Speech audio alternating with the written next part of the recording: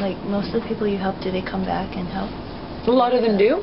We had one woman who, she was, her story was that she didn't know that there were transition houses. She didn't know to phone the police. This was years and years and years ago, before I was here. She left with the kids, and she was living in her car. And the police pulled over once. She was parked somewhere in a parking lot, and she was just, her kids were asleep, and she was just crying in the driver's seat. And the police came up to her and knocked on the window and said, "What's going on?" And she blurted out her story, and so the police said, "Well, follow me." So they brought her over to the Dxion house, and she stayed there for 30 days, and she said it changed her life. I didn't know her then. I got to know her as one of our more regular donors. She apparently moved on and got her own business. She started being in the consulting business, and she was just this regular donor, and I just recognized her name.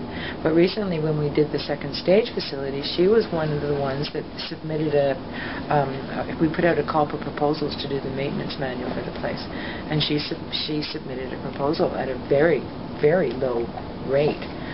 So I said, "Hey, wait a second, I recognize this lady's name. She's one of our donors." And so we talked to her, and she said, that this is her business, to do maintenance manuals. And when she found out that we were asking for a maintenance manual, she wanted to do it for free.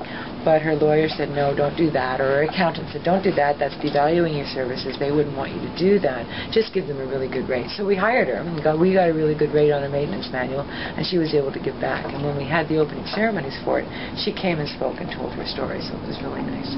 And so she's moved on, and she's very successful living in Kamloops, and has remarried, and is a very wonderful, loving, healthy relationship. And she said none of this would have happened. Her life would have been not in this direction at all if it hadn't been for Dxion House. And she sees Dxion House as her savior, the turning point in her life that made her life worthwhile.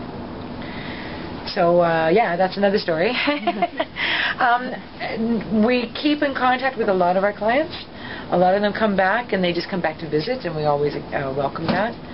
Not all of them, though. Some of them disappear and we never see them again. We don't know what happened to them. And some of them we see them again only because they are back because they're in another situation. So we get all kinds. So